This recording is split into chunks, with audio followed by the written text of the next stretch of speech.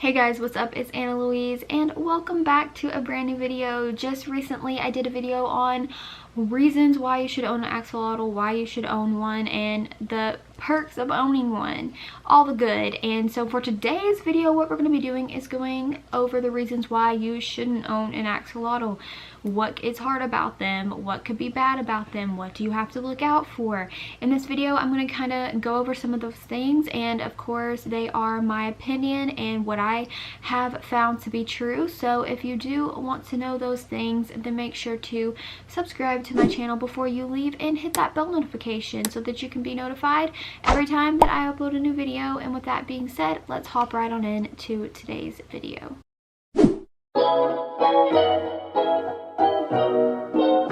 Alright you guys, so as I said in the previous video, I listed many reasons on why you should own an axolotl and the perks of them. So now what I'm going to do is go ahead and list some of the not so, I guess, good things about them. And some of these are very like not dumb, but things that really wouldn't matter to me. But let's go ahead and just get into it.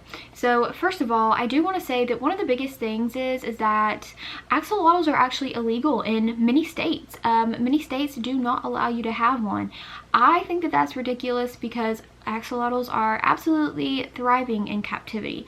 In the wild, there are not many left actually. They do come from Mexico in one tiny body of water that does not hold many at all. There's like not many left in the wild. However, like I just said, they are thriving in captivity, and them being in captivity in science labs and okay, that sounds bad, but I'm saying that they're trying to breed them and also figure out stuff for like medical reasons.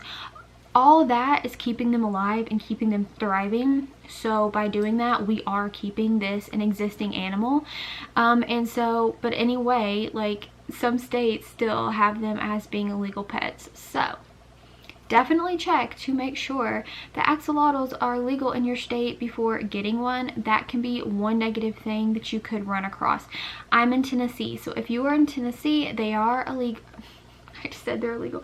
They are legal to own in the state of Tennessee, but definitely do a Google search on if they are or not for where you live, because I have no idea. I know they are illegal in California, but other than that, that's honestly all I know. So that can definitely pose as one negative thing. Another thing is, and this one to me is like dumb, it's one that wouldn't matter to me, but maybe when you are looking for a pet, maybe you want a certain like actual gender of axolotl. Like maybe you want a girl or a boy. If you get them as a baby, you're not gonna know the gender. Like they do not actually come into whatever they're going to be, whether it's boy or girl, into like many months into their life. So when I got my axolotl in the mail, she was actually too little to know if she was going to be a girl or a boy. However, I went ahead and just went with the name Tilly and made her a girl. I made her a girl, yeah. Called her by a girl name, even if she ended up being a boy. I didn't care. But actually she did end up being a girl, so it all worked out. But yeah, if you don't know, I do have a female leucistic axolotl. Her name is Tilly. She's pink and really pretty. And yeah, she's an awesome pet. But if you do get one young, then they are not into their gender yet. You won't know if they're a boy or a girl. So that could be something to keep in mind if you are wanting a specific type, if you're wanting a boy or a girl. So anyway, that's another reason. Another reason could be if, let's say you live in a really hot climate area. Like you live in, I don't know, like maybe like Arizona or just anywhere that has really hot weather all the time. Axolotls actually need really cold temperature, around in the maybe like 64 in the early 60s. Like their water needs to be chilled. So if you live in a really hot place that stays hot all the time, you're gonna need to make sure they have cool water so that they can thrive and be healthy. Now, aquarium chillers can get to be very expensive. I know though that other people have put like a fan and kind of like maneuvered it and rigged it over the tank to kind of cool the water that way. Of course that can be harder to do, but aquarium chillers do cost a lot of money, and you do want to make sure though that your axolotl has the right temperature for their tank so that they can be healthy, and that can cost quite a bit of money. So definitely keep that in mind. Another thing is, I will say, axolotls do produce a lot of waste, so you have to clean their tank more regularly. You'll be able to tell, especially when you first start cleaning, there is a lot of dirt that comes up. So just know that you do have to keep up with quite the regular of tank maintenance and cleanings, which is fine. And I mean, for me, of course, with betta fish, have to do them a lot anyway, and so like I've always been used to that. But if you're not, just know that it's a regular thing. You can't just like let the tank go for a really long time. You're going to want to make sure that you are cleaning the water very, very regularly to make sure that there's just not a lot of waste build up. Also, another thing that can be a little tricky, which it ends up being okay, like this is something that could be just like an issue for some people.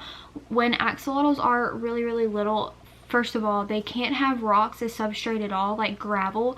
You have to make sure they have sand. So that is one thing you have to keep in mind. So if you have gravel or aquarium gravel that you would use in another tank on handy, you cannot use that for axolotls, because they do have issues with when they eat. They can easily ingest them and pretty much they could die. So you cannot put like small aquarium gravel in an axolotl tank. You'll either have to keep it like bare bottomed or use sand. I have sand in mine. However, you still have to wait a few months till they get to be a certain size to even add that sand in there. So I started out my tank being completely bare bottom, and then I had to completely redo it after a few months to make sure that she did have the sand in there. So that can be something that can be a little tricky, and you have to kind of like maneuver, and it can take a little longer, if that makes sense. So it's something that you do have to keep in mind. So remember, no aquarium gravel, because they can easily ingest that and die. Like for real, straight up. And next, say that you want an animal that will come out a whole lot and be really, really active. Axolotls usually are not like that. For me, especially Tilly, a lot of the times she'll just be on the ground and she'll stay there for hours and hours and hours, sometimes even hidden behind her decorations. They're not super active. It's not like a fish where they're going to be swimming 24/7.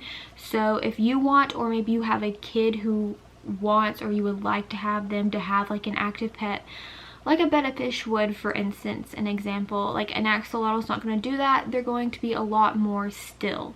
So that is one thing to note. It could be a very slight minor inconvenience, but I still like to note that. And also, along the same lines of that, axolotls do not have eyelids. So to have a light on in the tank 24/7 is not a good thing to do.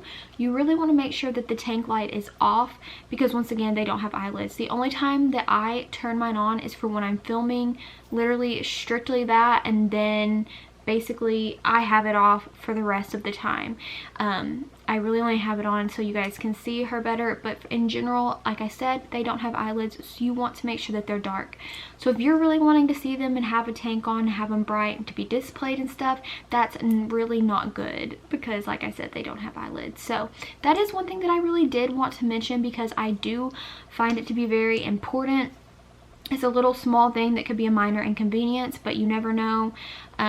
And so yeah, but basically with all the things I mentioned, definitely watch more videos than this right here. Don't just go off of this one example, because there's definitely tons more research out there to do, but those are just some of the examples. And honestly, I personally think the axolotls make amazing pets. I think they're great beginner pets, which that is definitely different for everyone, but I think that they are, and I think they're pretty easy and don't really break the bank besides an initial setup.